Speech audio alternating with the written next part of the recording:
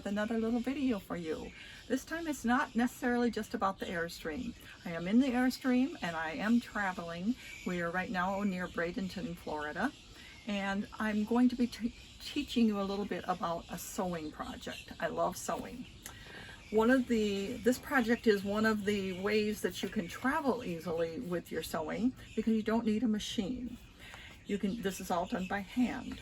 So I'm referring to English paper piecing. And this is a type of block that is made with English paper piecing. If you look at the back, you can see it's paper in the back of those fabrics.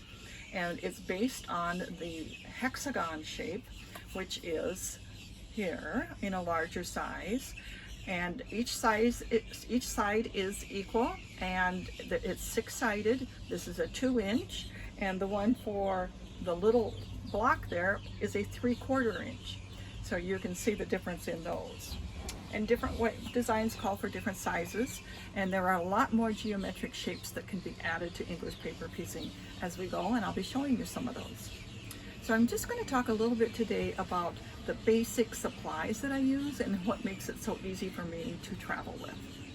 The needles that I especially like to sew by hand with are the black gold needles. This is a number 10 applique needle. It works very well for me. But there are a lot of different needle sizes and types, and sometimes I just take what is handy. You also need a fine shaft, and you need a hole that's big enough to get the thread through. When it comes to thread, this is a polyester thread that I have been using today, and it is by Superior Threads, and this one is called So Fine. They also have another one called Bottom Line that is very good to use for this. These are 60 weight threads. They are finer threads than what we normally would use in the sewing machine, and it helps to make your seams less visible. If you're needing a little bit of help with threading your needle, this is a great little tool to use. You simply take a piece of thread and lay it in that little crack there, and put your needle eye down into that hole. You push the button and it makes a little loop of thread right through the eye of the needle, which then you can pull through and start sewing. Another good thing that really helps with threading and stitching is a good light. So I always have I bring something like this along with me. Okay, next to consider would be a good sharp scissors. You don't need a great big scissors for the sewing part of it. You would need a scissor or rotary cutter for cutting the fabric. I also bring along my seam ripper, and you want to make sure it is one that has a fine tip and something that you can get between little stitches quite easily.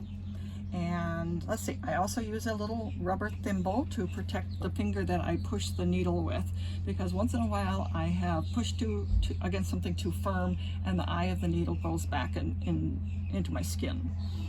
I use a few of these little Clover Clips, as you can see here. These are the mini clips. They have a smaller tip on them than the regular ones, and they are good for just holding a couple things together while you're doing your hand sewing.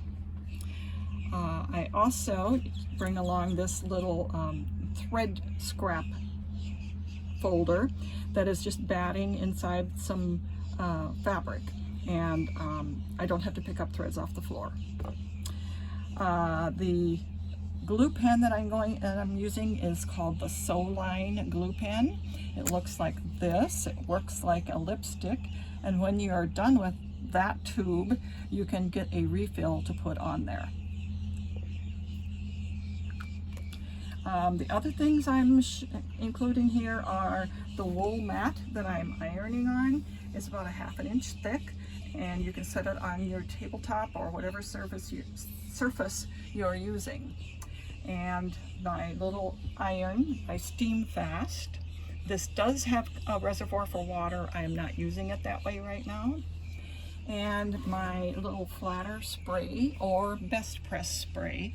These are both non-starch alternatives that help crisp up the edges of the pieces as I'm working my way through them.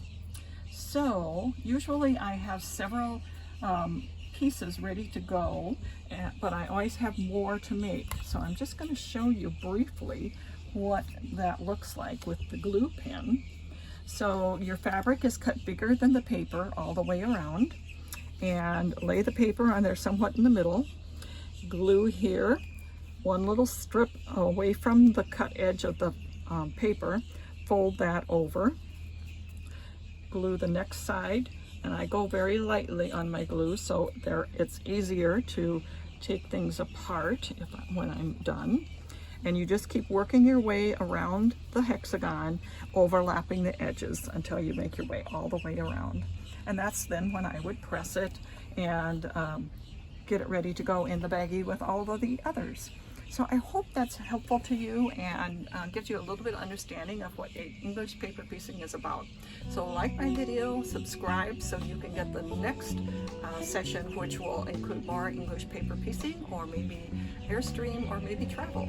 Take care and have a great day. Thank you. Bye.